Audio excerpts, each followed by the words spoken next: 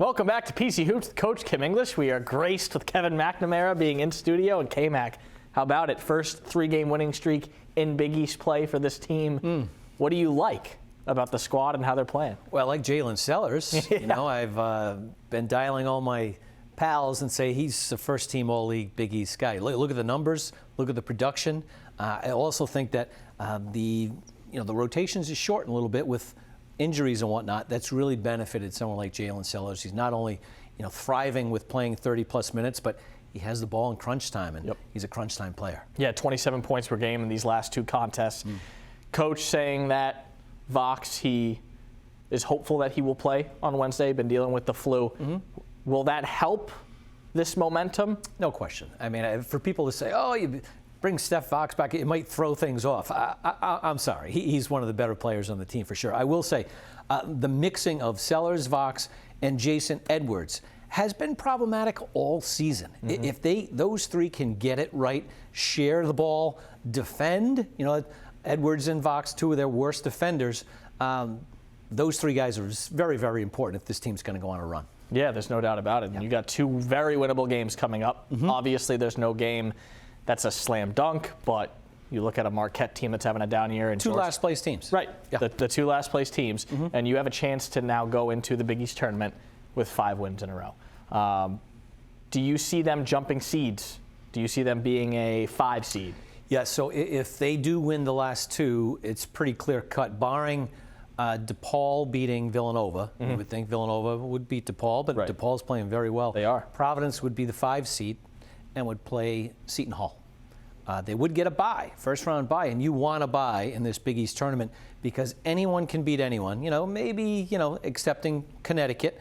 But I think I'd take a bye against Seton Hall tomorrow if I was Providence. Yeah, no, 100%. Yeah. And just how good they're playing at the tail end of the season. You want to be playing your best basketball going into March. There's only 2 teams in the league that have a 3-game winning streak, and it's UConn and Providence. Yeah, St. John's is St. John's. It's certainly going to be an issue for sure. I will say that 4-5 matchup, the winner gets number 1 UConn. And I shouldn't say that. UConn might not be able to be the number 1. It's they're neck and neck with St. John's. We'll see how it plays out this week. Yeah, it's going to be interesting, and it's a weird year with the Big East.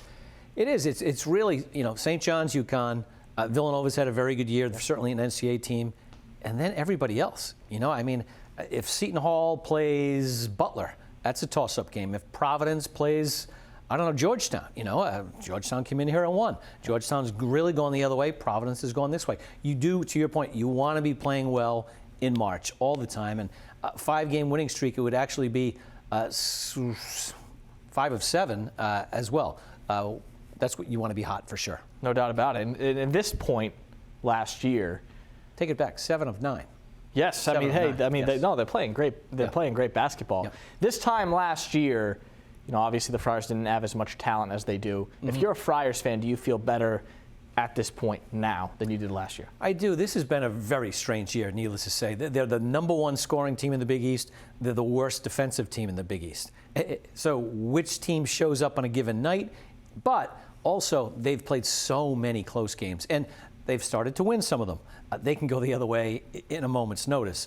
They've had very few blowouts. You'd like to see them maybe jump all over Marquette. Marquette got knocked around big time by DePaul in Milwaukee on Saturday. So maybe they get even more confidence, take care of Marquette and, be big time, and then go to Georgetown. And again, they've really struggled. So not only winning these last 2, but maybe winning with a little elbow room, I think would help this team too. No doubt about it. Going in, like you said, any given game there in New York City in a conference that's seen a little bit of a down year.